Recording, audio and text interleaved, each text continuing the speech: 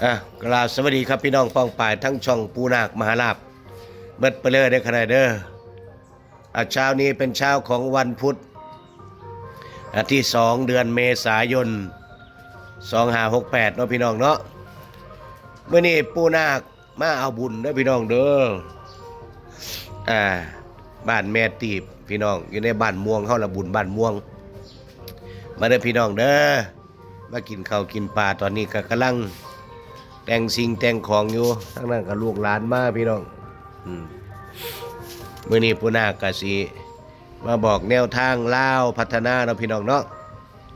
เลขใหญ่ปูนาคปัด782มาไปออกธนา78เนาะพี่น้องเนาะเอาสร้างหัวหามันสู่ต่อไป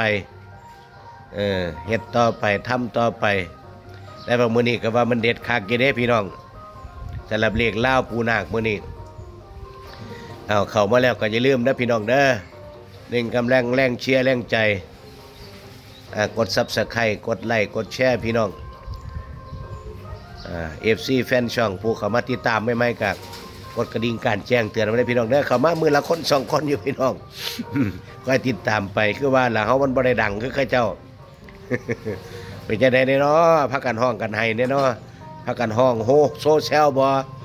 ผู้บางกลุ่มก็สิห้องไสโยกูถือเลขผู้นั้นก็สิว่าโอ้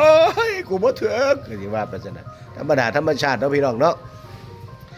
เลขจำไว้พี่น้องมันก็มีออกมีเข้ามีขาดมีเกินอยู่ล่ะพี่น้องมันก็ธรรมดานะเพราะฉะนั้นแล้วมื้อนี้ก็ดีใจเยอะเห็นพี่เห็นน้องผู้ลางคนถือผู้ลางคนปูลูกก็ตัดเลนทั้งหน้ามันเข้ากับเลขลูกนำมันก็7887เอาก็ดีใจนำเด้อถึงไปรุ่นเลขอยู่บ้านแม่พรก็ซื้อ7887อยู่ก็ถึกดีใจนำนั่นก็เป็นจังซั่นละเพราะฉะนั้นเอาอะไรแน่นอนไม่ได้นะครับเรื่องเลขเรื่องเบอร์ผู้บรรดาคักๆฟ้าขาด1,000,000%บ่มีจักโตก็มีพี่น้องนะมันสิเป็นจังซั่นลอยไปออกมองเสือขาดมันก็มีนะมันเป็นจังซั่นนะพี่น้องเพราะฉะนั้นมันเอาอะไรแน่นอนไม่ได้พี่น้องปูนาคบอกคำใดคำนั้นบ่แม่นออกมาละเขียนใส่ถือทั้ง3ตัวเห็นหลายแล้วครับพี่น้องตอนบอกตัวนึง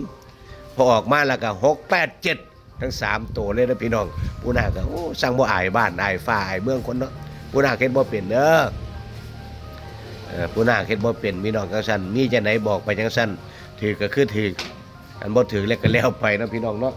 แม่ครูก็กำลังเตรียมกับข้าวเตรียมกับปลาอาหารพี่น้องข้าวต้มขนมข้าวปาดกำลังสิพากันเฮ็ดแนวอยู่แนวกินสวยจังหน่อยพุ่นละมื้อนี้ปูนาคขยันพี่ยันน้อง